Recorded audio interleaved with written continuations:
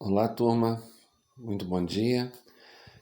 Na aula de hoje, iremos falar sobre o equipamento, né, que nós precisamos para praticar o, o ciclismo, né? Como vocês estão vendo, nós temos aqui alguns equipamentos bem básicos, assim, coisas bem para iniciantes, né? Começar aqui pela camisa. A camisa ela é interessante porque esse tecido, além de proteger contra o vento, ele é bastante resistente no caso de quedas. Ele também tem esses três bolsos aqui na parte de trás. Isso é quase padrão entre as camisas de ciclismo. Esses bolsos, obviamente, eles servem para carregar determinadas comidas, câmeras de reserva, chave de ferramenta, essas coisas. O outro item bastante importante é a bermuda. Alguns ciclistas gostam mais de usar bretelle, que é uma bermuda com alça tipo suspensório, né? Outros gostam mais de usar calça comprida. Eu prefiro usar bermuda, eu acho mais prático. Já experimentei tanto o bretelle quanto a calça comprida e me adapto melhor à bermuda. Um item muito importante na bermuda é o forro. Esse forro daqui, ele dá uma proteção aonde na região do períneo, a região que fica em contato, né, com o banco. É uma coisa interessante nós pensarmos aqui quais são os pontos de contato do ciclista com a bicicleta. Um deles é essa região onde a gente vai sentar, o banco, o guidão e o pedal. São três pontos de contato. Esses três pontos têm que ter uma atenção muito grande. Essa espuma, ela tem uma densidade de 120. Para vocês terem uma ideia, o colchão da maioria das pessoas tem densidade de 33 a 40. Esse aqui tem densidade de 120, dá uma proteção bastante boa. Já pedalei 400 quilômetros com essa bermuda, sem grandes problemas, em termos de dormência, em termos de assadura, tá? Esse tipo de bermuda é muito interessante para proteger essa região de atrito e também da dormência, né? Nós temos aqui uma meia. Essa meia é uma meia de tipo compressão. Ela é mais alta, tem um cano mais longo e ela faz uma compressão. Eu gosto de usar meia de compressão para treinar. Primeiro para proteção, principalmente quando faço mountain bike. E segundo, para evitar o aparecimento de varizes, tá? Depois nós temos aqui as luvas. As luvas são importantes por dois motivos. Primeiro, para ajudar a acolchoar a mão. Segundo motivo, é na proteção em caso de queda, atropelamento, porque a primeira região do corpo que vai ter contato com o solo normalmente são as mãos. Então, as mãos protegidas numa queda, elas provavelmente vão ter menos lesões. Aqui embaixo temos duas sapatilhas. Essa daqui, todas elas já estão bem usadas, bem gastas, né? Vocês podem ver, eu gasto bastante bem o material.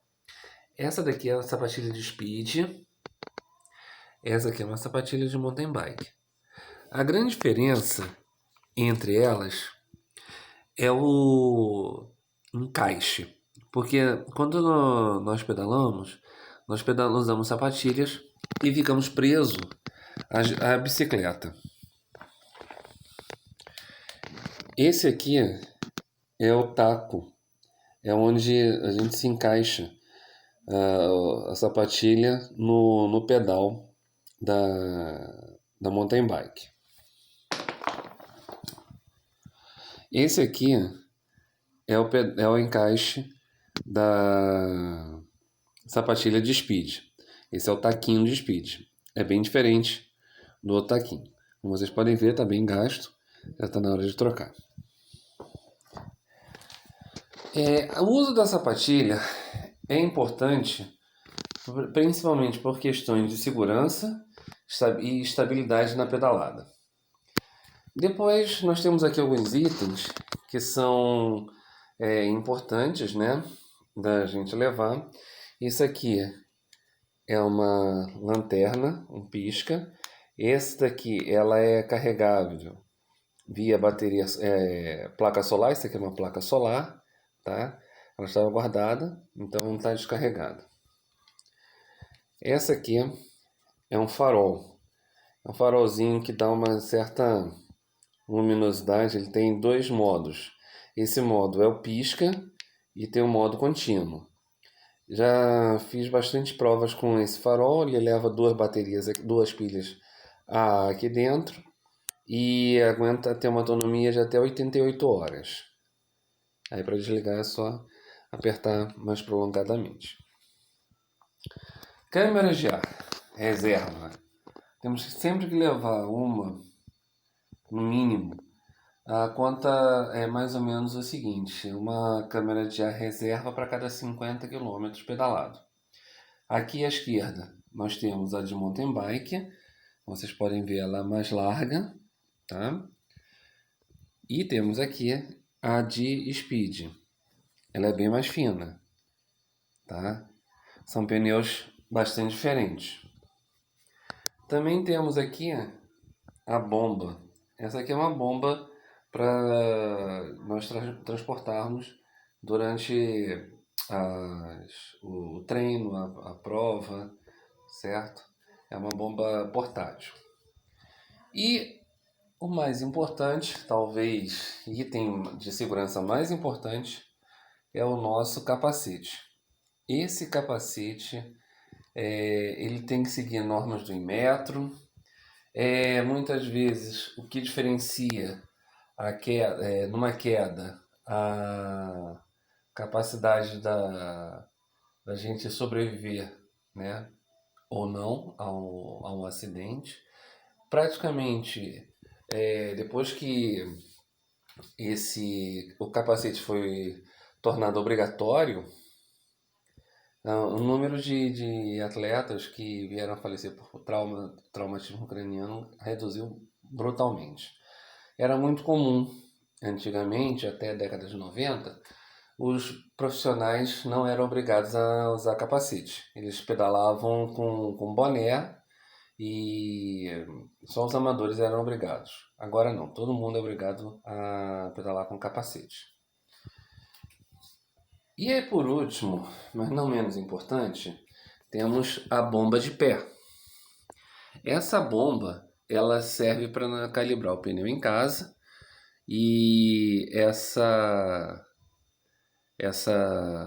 bomba ela não tem como nós carregarmos durante o pedal. Então, sempre antes em casa damos uma calibrada e eventualmente durante o pedal, o treino, se houver um furo, nós temos que usar a pequenininha. Mas essa aqui todo mundo tem que ter uma em casa, porque eu posso calibrar no calibrador do posto de gasolina.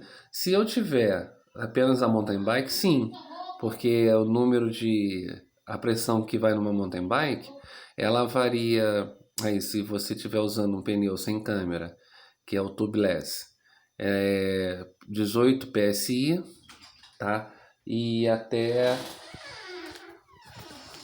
18 PSI para pneus de mountain bike e até 28, 30 PSI. Como eu uso pneu com câmera, então é por volta dos 30 a 35 PSI que eu uso, principalmente porque eu sou bastante pesado. A Speed, os pneus mais antigos, eles usam até 140 PSI. São os pneus 700 por 23, esses pneus bem mais fininhos, tá? 700 por 23, e eles aguentam uma pressão bastante alta. Então, um calibrador de posto de gasolina não consegue calibrar o pneu, teria que usar sempre a bomba de pé. Essa sim consegue encher 120, 140 PSI. O... Ah, mas todas as speeds usam esse nível de pressão? Não, depende do pneu. E tem pneus que são mais largos, o 700 por 32, por exemplo, ele você bota 85 a 95 PSI, também dá para calibrar em posto de gasolina. O que eu estou usando atualmente na minha speed a pressão fica o ideal em 120 PSI, tá? Então depende muito do pneu e também, claro, depende do peso do atleta. Quanto mais pesado, maior o PSI, apesar de que existe um limite máximo da pressão. Ah, então pega mais ar. Não, não é ar, não é a quantidade de ar. É a pressão interna que tem dentro do pneu, tá? A maioria dos carros ficam entre 28 e 30 PSI. Não quer, o pneu do carro é muito mais largo do que o pneu da bicicleta. Então isso quer dizer que há uma quantidade maior de ar dentro de um pneu de carro do que num pneu de bicicleta. Porém, a pressão é bastante diferente, no caso, principalmente quando compara-se com uma Speed, tá? Esses equipamentos, eles depois podem se somar a outros, como por exemplo, o esse aqui é um GPS chamado Garmin e ele faz todo o registro do treino em termos de velocidade, distância, velocidade média. Pode-se colocar alguns sensores e o primeiro deles de frequência cardíaca, o segundo de cadência, o terceiro é um sensor de velocidade na própria roda. A cadência é o número de pedaladas que você faz por minuto, né? Também pode colocar um potenciômetro no pedal, mas aí já é um investimento bastante elevado. Um potenciômetro, principalmente por causa do preço do dólar, hoje em dia está bastante caro, então não é um investimento muito tranquilo. Então, quando a gente fala de fazer de sair para pedalar, esse aqui são os equipamentos básicos, tá? O Garmin, você num primeiro momento pode usar apenas o celular. Existem aplicativos que vão te auxiliar no seu treino, na sua pedalada, sem a necessidade de você ter um aparelho como o Garmin. Existem outros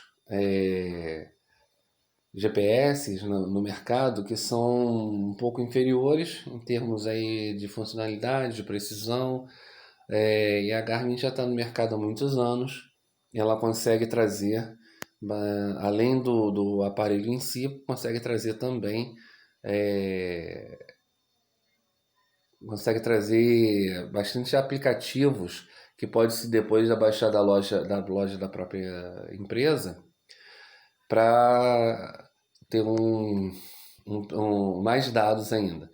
Outra coisa que é interessante ressaltar é que esse GPS ele também pode te conduzir por caminhos que você nunca esteve.